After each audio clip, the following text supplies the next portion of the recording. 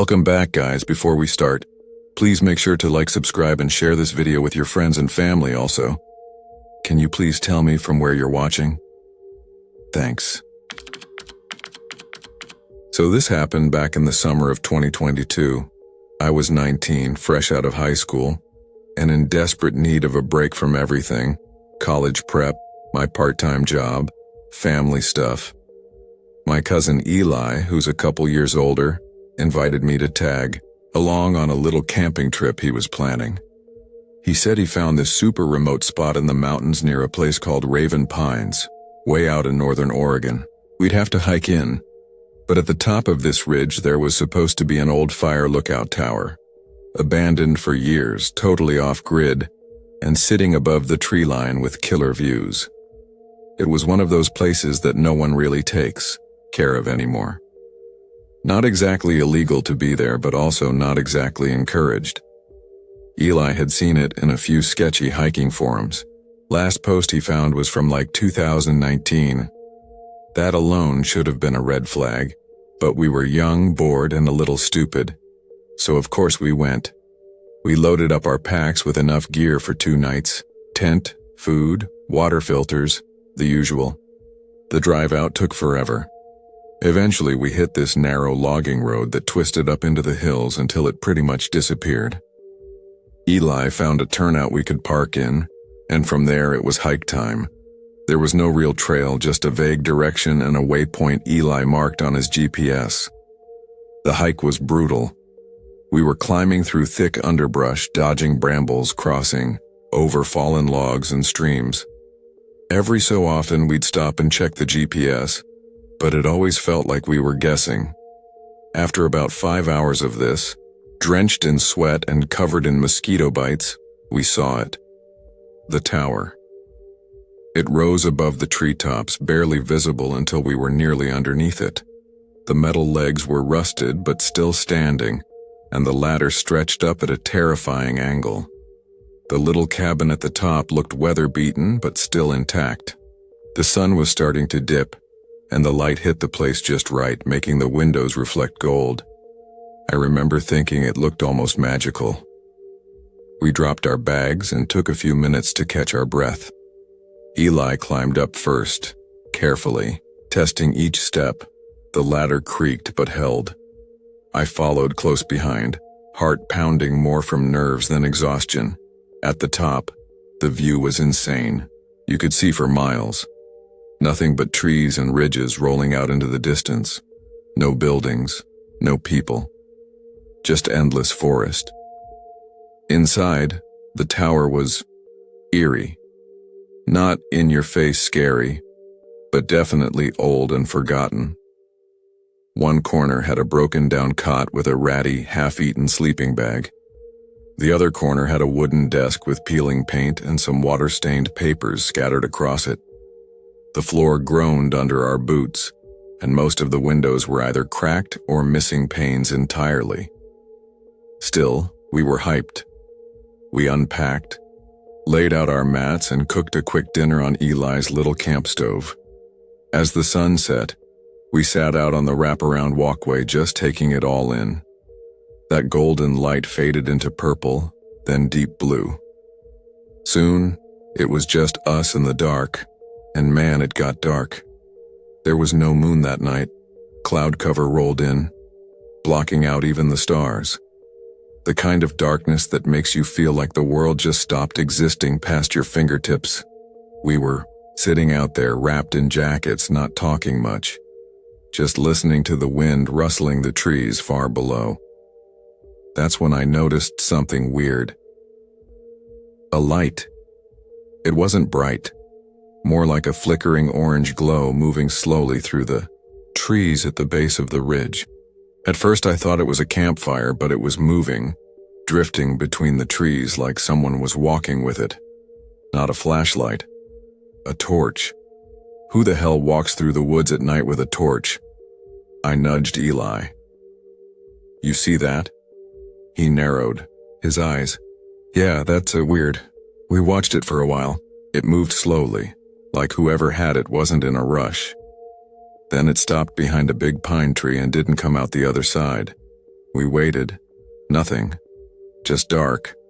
Probably some weirdo doing a solo camp, Eli said, trying to sound chill, but his voice cracked a little. We didn't see the light again. About an hour later, just when we were thinking about turning in, I looked down and saw something that made my stomach flip. There was someone standing at the bottom of the tower. Right, at the edge of the clearing. No flashlight, no torch, just standing there. They weren't moving, just looking up at us. I froze. Eli leaned over beside me and whispered, "Dude." I called out, "Hey, you okay?" No answer. The person stood there for a few more seconds. Then they lifted one hand like a slow, tired wave. After that, they turned and walked back into the woods. Gone. We both stood there in silence. I was waiting for some rational explanation to pop into my head. Maybe it was a hiker who got lost. Maybe they saw our light and came to check us out. But the way they just stood there, not saying anything, not using any kind of light, it didn't sit right. Eventually, we went inside and tried to sleep. Easier said than done. The wind kept rattling the window frames, and every tiny creak in the floor sounded like footsteps. Sometime deep in the night, I woke up again. The wind had stopped. Everything was still. Dead quiet. That's when I heard the sound. Creak. The unmistakable groan of the metal ladder outside. My blood went cold. Then again. Creak. Creak. Slow, steady steps. Someone was climbing up. I sat up and shook Eli awake. "Someone's on the ladder." He blinked at me, confused. Then the sound hit him too. We both stared at the door. I grabbed my pack and crept toward the walkway. My hands were shaking so bad I could barely turn the knob. When I stepped outside, the creaking stopped. I crept around the edge of the platform and peeked down. No one. Just empty rungs and black trees below. And then, thump, thump, thump. Footsteps. Fast. Rushing around the opposite side of the walkway behind me. I spun around just in time to see a dark figure dart past the windows inside the lookout. I didn't wait. I jumped back to the ladder and started climbing down like my life depended on it. Eli was right behind me, yelling something I couldn't hear. My boots slipped on the slick metal and every nerve in my body was screaming. Halfway down, I looked up and saw them. A face. Leaning over the railing, looking down at me. I didn't look again. I just kept going. We hit the ground and ran. We didn't grab our tent or extra gear. Just what we had on us, our flashlights, water, and GPS. We didn't stop moving until we hit the road. I've never felt so sick, scared, and tired all at once in my life. When we finally made it to the car, Eli fumbled with the keys and peeled out like we were being chased. I kept looking back, half expecting to see that face at the edge of the woods. But there was nothing. We never went back. We never told anyone the full story. Just said we cut the trip short because of bad weather. But sometimes, when I'm trying to fall asleep, I think about that face, about the torch in the woods, about the silent figure waving from the shadows, and I wonder, what if we'd stayed one more night?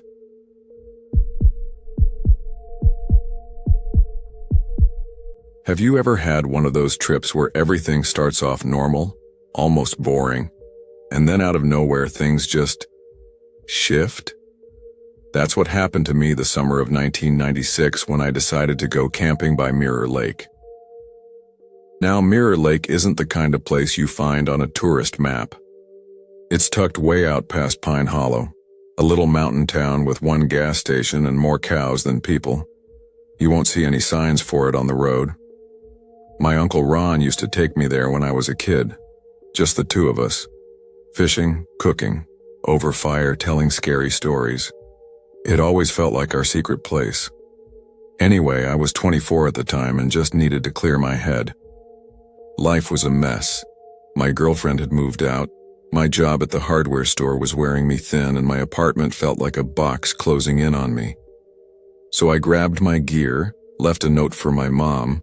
She still worried about me like I was 12, and headed out to the lake for a quiet weekend. And honestly, that first day, perfect. I parked off the old logging trail, hiked about a mile into the woods, and set up camp by the edge of the lake. The water was calm, the air smelled like pine and dirt, and there wasn't a single sound except birds and the wind through the trees. Not a soul in sight, just like I remembered it. I spent the day relaxing, made a small fire, roasted some hot dogs, even skipped rocks like I used to. That night I lay back under the stars, listening to the quiet hum of nature, and felt like maybe I was finally breathing again. The next day I got up early and decided to walk around the lake a few times, just to stretch my legs and maybe spark some old memories. I must have made 3, maybe 4 laps. It was peaceful and I was totally alone. Or so I thought. On my 4th time around, I spotted something weird by the edge of the trees on the far side of the lake. Footprints. Not boot prints, not sneakers, bare feet. Just toes and soles pressed into the dirt, like someone had walked straight out of the woods to the lake and then turned right back around. I stopped and stared at them. They were fresh. The edges of the prints were still sharp, not smudged by wind or rain. And the weirdest part, they were small, like a child's size, but way too wide and long to be a kid, and no other prints around. Just a single set of bare footprints going out and coming back. That's when the uneasy feeling started to creep in. I told myself it was probably nothing. Maybe a hiker, someone local. But even as I tried to shake it off, I kept thinking, why? Barefoot? Why come all the way out here just to walk around without shoes in the middle of nowhere? I didn't want to overthink it, so I headed back to camp, but I couldn't stop glancing over my shoulder. I kept scanning the trees, waiting to see someone step out, but there was no one.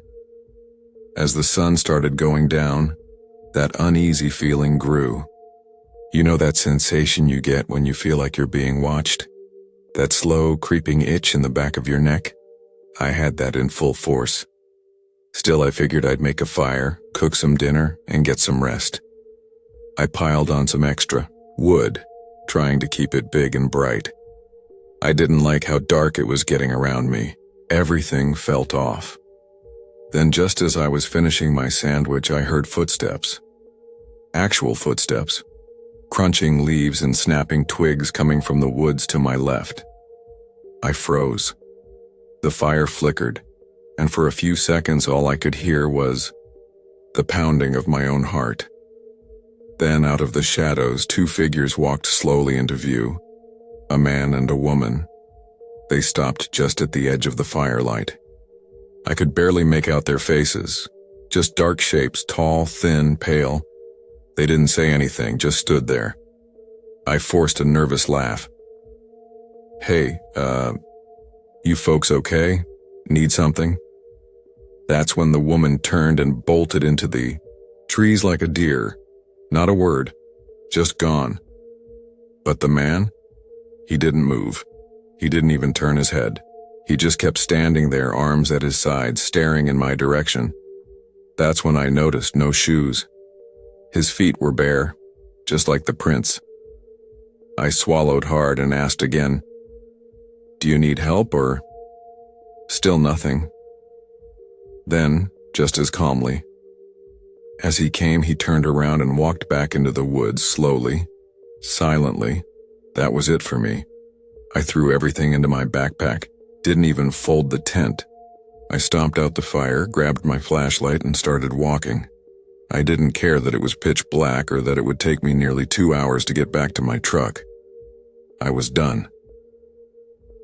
The first 15 minutes I kept checking behind me. Every little sound made me whip around, but the trail stayed empty. Still, the forest felt wrong. It was too quiet. No crickets, no frogs. Just this heavy, smothering silence that followed me like fog. Then I heard it. Running footsteps. Not from the trail behind me, but off to the side, maybe 30 yards into the trees. They were fast and light, like someone trying to stay hidden.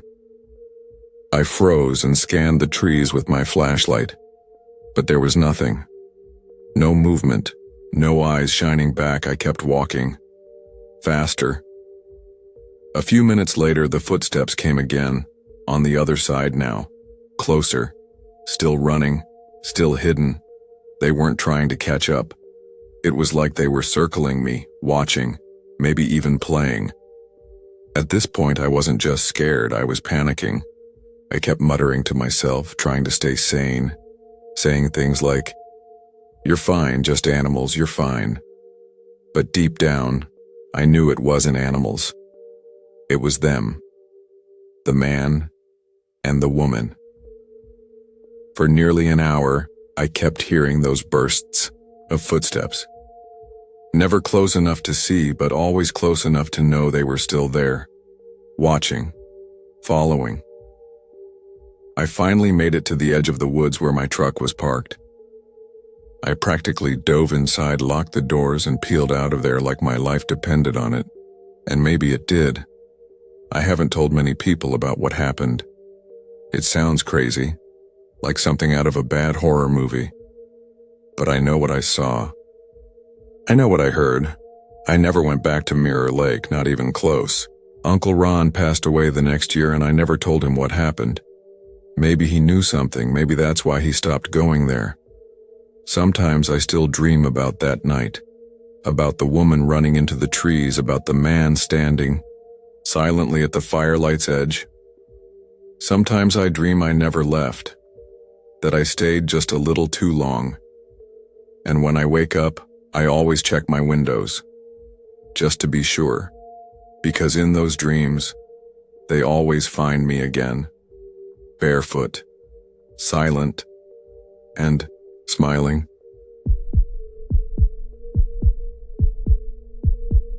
Let me tell you something strange that happened to me not too long ago.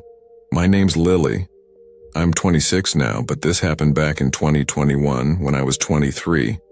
At the time, I was traveling solo in a little beat-up camper van. It wasn't anything fancy, just enough space for a bed, a tiny stove, and my stuff. I was living on the road, bouncing from one small town to another, mostly out in Oregon. I didn't have a real plan or a schedule. I just liked the quiet. The less people around, the better. Cities always made me nervous. Too many eyes, too much noise. I felt safer parked in the woods, far away from everything. Most folks don't get it, but being deep in the trees with nobody nearby, that was where I actually felt relaxed. That week, I was slowly making my way between Grants Pass and some nowhere town near the border. I'd been driving all afternoon and was ready to stop for a couple of days. I took a random side road off the highway, a skinny, muddy trail that looked like nobody had used it in weeks. My van shook like crazy over the bumps, but eventually, I came across a little clearing just big enough to park. No view, no river, just trees.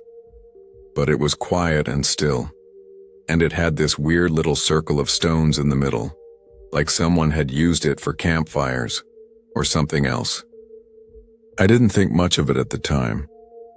It had been raining for days, that kind of light, endless drizzle that soaks into everything.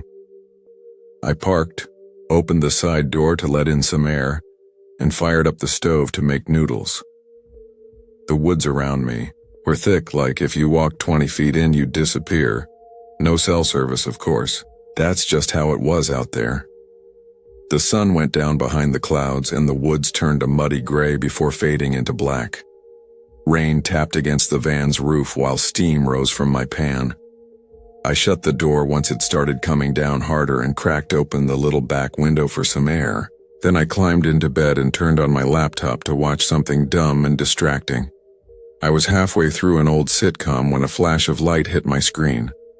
At first I thought maybe it was lightning, but it didn't flicker. It was steady, for a few seconds. I turned around to look out the back window, and just as I did, the light vanished. Like someone flipped a switch. I froze. The window looked out into nothing but trees. No road, no trail, just black shapes and rain. It didn't make sense. If someone had driven by with headlights, it would have come from the front. This came from the back, where there wasn't supposed to be anyone. I told myself it was probably just a reflection, maybe moonlight. But there was no moon that night. Clouds were too thick. It was the kind of dark that makes your eyes feel useless. I shut the laptop, too spooked to keep watching. Every now and then I peeked out a window thinking maybe I'd hear something.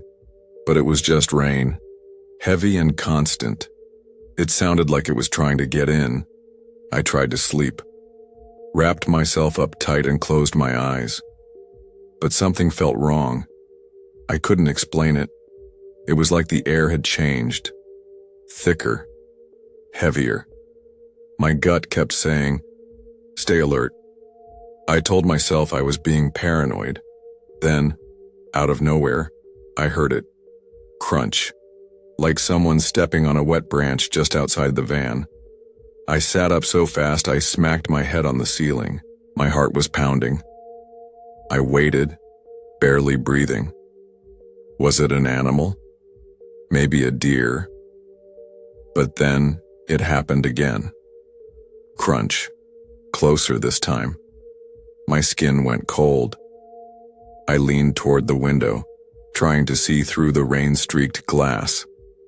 I couldn't see a thing, but I felt something out there, like when you just know someone's watching you. I dropped the curtain and backed up against the wall, told myself to calm down. Then I heard a voice. It was low, male, like a whisper, but loud enough to carry through the rain. He wasn't talking to me. It sounded like he was talking to someone else, but I couldn't hear what he was saying. I held my breath, my body stiff. I didn't dare move. I thought if I stayed quiet enough, they might leave. But then I heard something press against the van, a soft thud, then a knock, just once. Then again, a slow, deliberate knock on the side door. I felt like a deer caught in headlights, frozen and listening to my own heartbeat. I didn't say anything, didn't make a sound. Another knock. Whoever it was didn't try to open the door. They just kept knocking. Every few seconds, no words. Just that slow, patient knock, like they were waiting me out. Then finally they spoke. "Sheriff's Department. Open up." The voice didn't sound right. Too casual. And why hadn't they said that earlier? They knocked again, louder this time. "Ma'am, this is the Sheriff's Department. We need you to open the vehicle."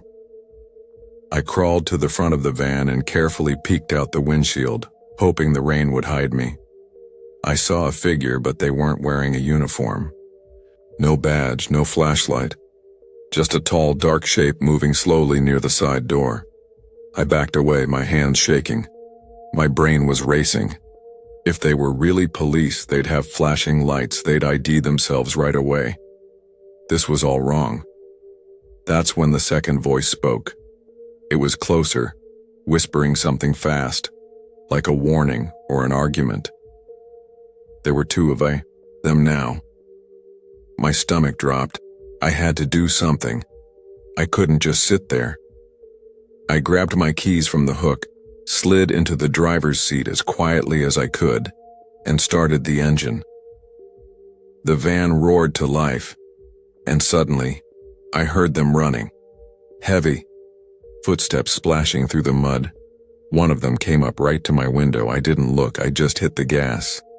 The tires skidded in the mud, but they caught just enough grip. As I pulled out of the clearing, I caught a glimpse of a face in the side mirror. Pale, wet, smiling. I didn't stop. I didn't even look back. I just drove, heart pounding, breath coming in shallow gasps. There was no other vehicle, No sign that anyone had driven out there, no other campers, no cops. The next day, I found a small sheriff's station in a nearby town and filed a report. The officer at the desk checked the logs and told me nobody had been dispatched to that forest the night before. He looked concerned but said they'd keep an eye out. I never heard anything after that, but I still think about it, about the light, the voice, the knocking, and that face in the mirror. If I hadn't trusted my gut and started the van when I did, I don't know what would have happened. I don't want to know. Since then, I'm even more careful about where I park. I still love the road, still love the woods, but I don't go as deep anymore. Not alone. Not after that night. So yeah, that's my story. Believe it or not. Just be careful if you're ever out in the woods by yourself. Sometimes you're not as alone as you think.